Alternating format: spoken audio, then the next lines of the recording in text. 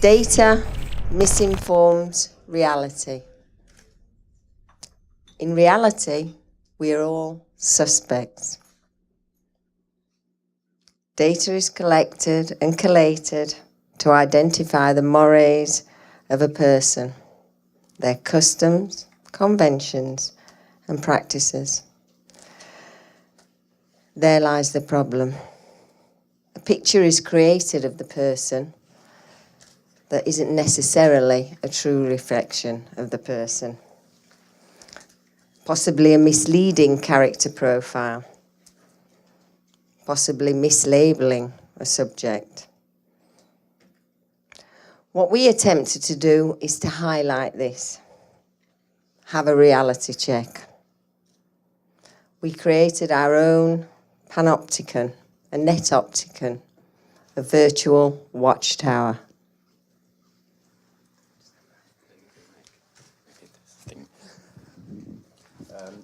The idea was that we wanted to find out what happens if we use the search and watchwords of the NSA. And what? I don't want to eat it. And wanted to find out what the result going to be and what happens to an innocent subject being turned into an object. Okay, so the data that we used for this was, as Thomas says, keywords from the NSA, which we found online. Well, we think they're from the NSA, they sound about right, and Twitter, and the guys from the Getty Images helped us too with the image side of stuff. So I'll show you what the keywords look like.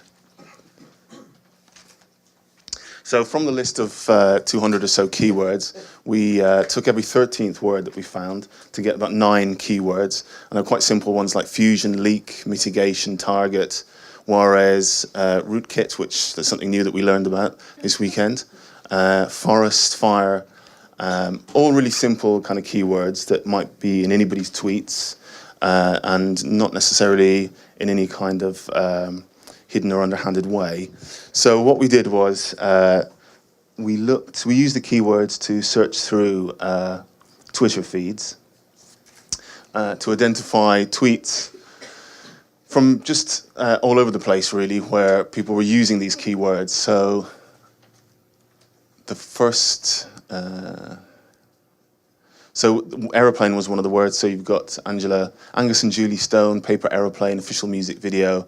So we took a load of the tweets and made our own profile on Twitter and started posting these to kind of construct this online profile for a potential suspect, just to show how easily you could have all these kind of tweets in one place and that might be misconstrued and you might be mislabeled.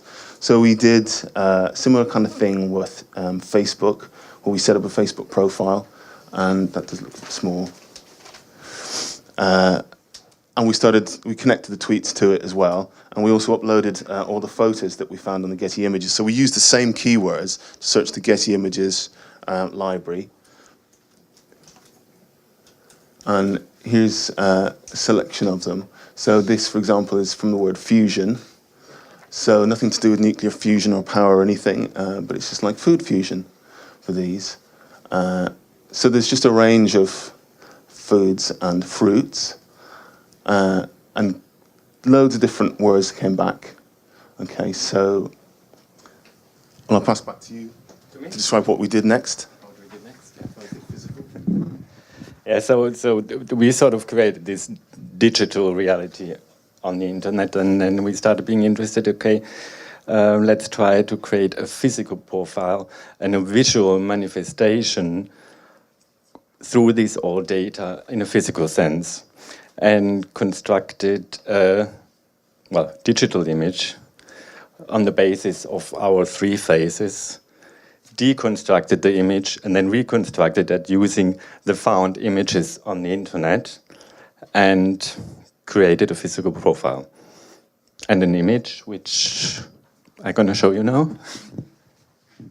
The unveiling.